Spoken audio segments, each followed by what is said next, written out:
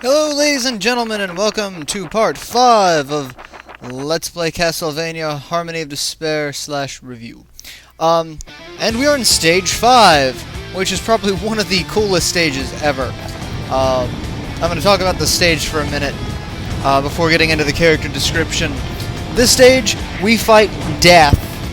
And the cool thing about Death is Death can fly around the entire stage at any given point and just decide to start attacking you, which is a lot of fun.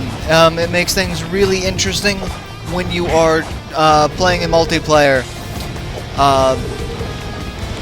That just all of a sudden he can come out of the boss room and just start wailing on you.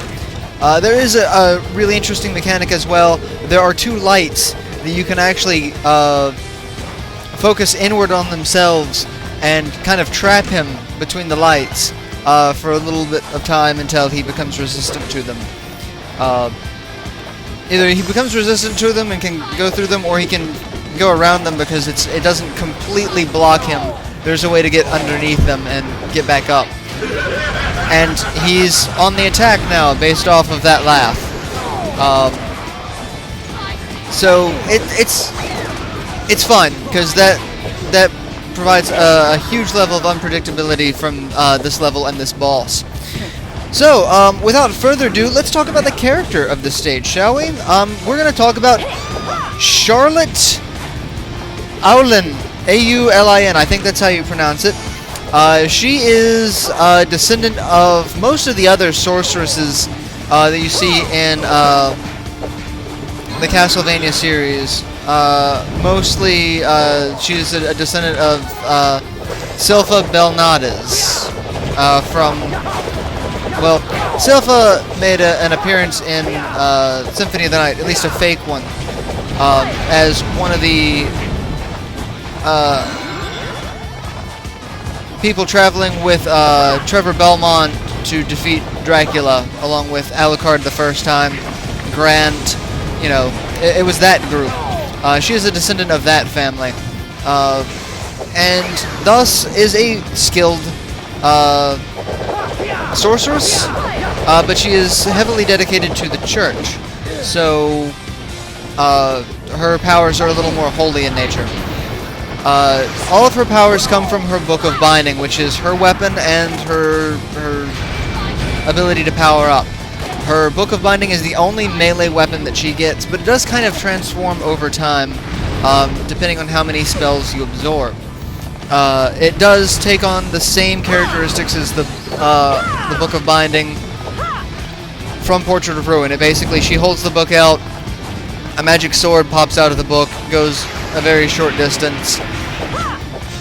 At later levels, she gets two axes that come out at a 45-degree angle, giving her better range of attack, but she's still a very short-range character. However, she can absorb spells, and she has a much larger spell list than Shinoa, but not nearly as large as some of the abilities that you'll get for Soma, or some of the martial arts abilities that you'll get for Jonathan, who I'll be talking about in the next video.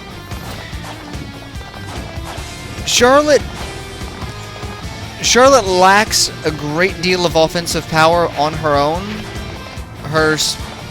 She does have offensive spells, but they're just not strong enough to stand against a couple of the other players' spells. Most of my spells will outdamage her spells, and by mine I mean Shinoa, as I'm currently playing as Shinoa.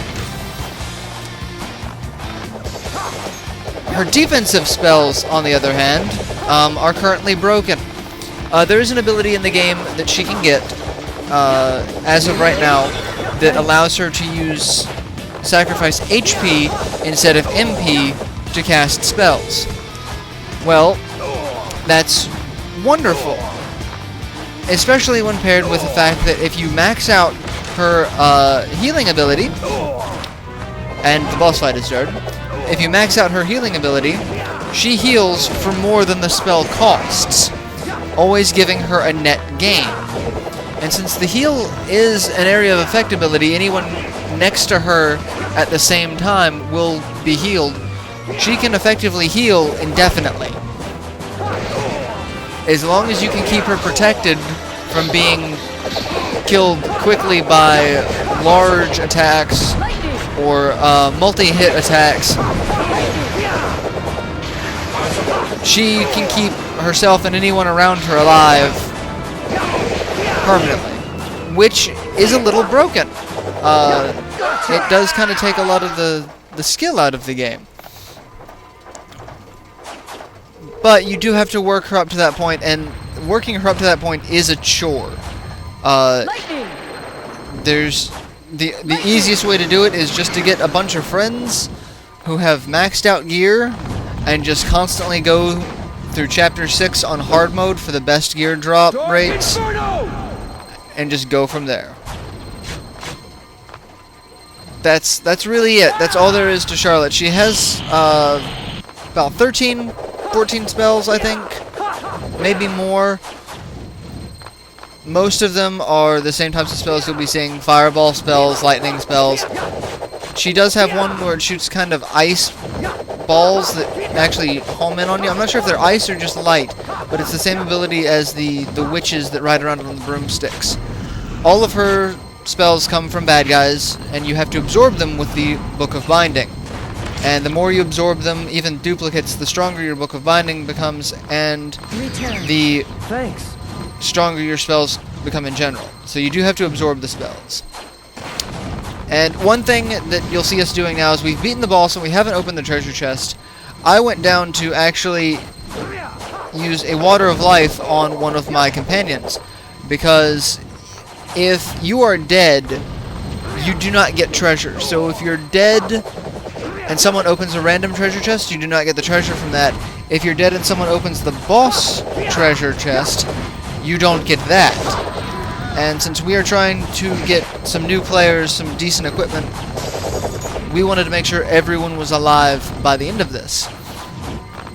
So, me being one of the only people with a Water of Life at that point, I went down to revive him, which also will give you an achievement. The field, I think it's the medic, field medic, something like that. Reviving a comrade. So, as you can see, I had already gotten the achievement, but I wanted to make sure my companion got the item. So, and my other companions decided just to leave the boss chest instead of waiting for me to revive him and taking more time. They are a special group of people sometimes. But we got it taken care of, and this level is over. So that's the explanation of Charlotte and Stage 5. I will see you all in our next installment.